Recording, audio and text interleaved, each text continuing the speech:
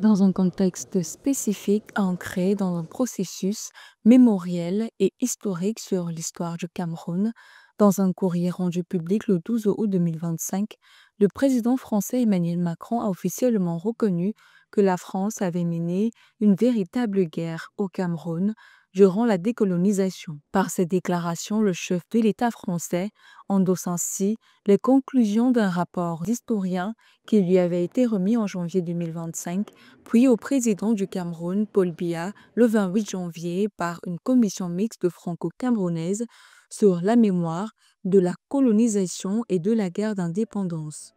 L'indépendance de notre pays fut arrachée aux colonisateurs à travers des luttes acharnées menées par des combattants qui avaient en commun l'amour de la patrie. Il revient à nos historiens de rendre compte, sans complaisance ni parti pris, de ce que fut la décolonisation.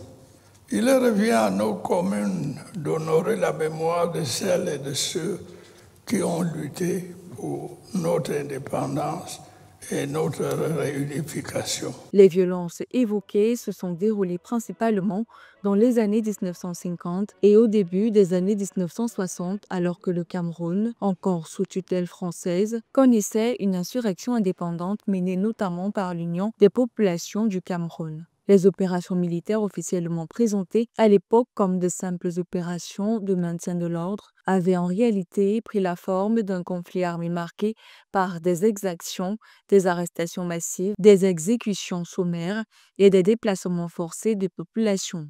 Une guerre avait eu lieu au Cameroun, au cours de laquelle les autorités coloniales et l'armée française ont exercé des violences répressives de nature multiple.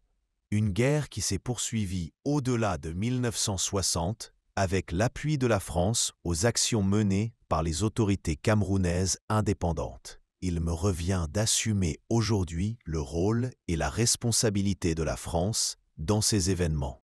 Selon des sources officielles, le rapport remis au président Paul Biya et Emmanuel Macron s'appuie sur des archives françaises et camerounaises ainsi que sur des témoignages d'anciens combattants, de victimes et d'acteurs politiques de l'époque. Les auteurs y décrivent un conflit longtemps minimisé, voire passé sous silence dans l'histoire officielle tant en France qu'au Cameroun. En reconnaissant la nature des guerres de ces événements, le président français ouvre la voie à une possible réconciliation mémorielle. Ces déclarations pourraient aussi relancer le débat sur d'éventuelles excuses officielles ou mesures symboliques à l'égard des victimes et de leurs familles. Il s'agit en définitive d'un travail de thérapie collective qui amène les peuples à mieux s'accepter et à s'assumer pleinement dans leurs relations. Il fallait en arriver là et admettre ensemble cette catharsis entre la France et le Cameroun, deux pays amis aux relations séculaires, plurielles et multiformes. Dans la foulée de cette annonce, plusieurs associations camerounaises de défense des droits humains ainsi que des descendants de victimes ont salué un pas historique. Elles demandent l'ouverture totale des archives encore classifiées, la mise en place d'un programme de réparation symbolique et matérielle, ainsi que la création d'un mémorial national en hommage aux victimes de cette guerre. Du côté français, des parlementaires et historiens appellent à intégrer cet épisode dans les programmes scolaires afin de mieux faire connaître cette page sombre aux jeunes générations.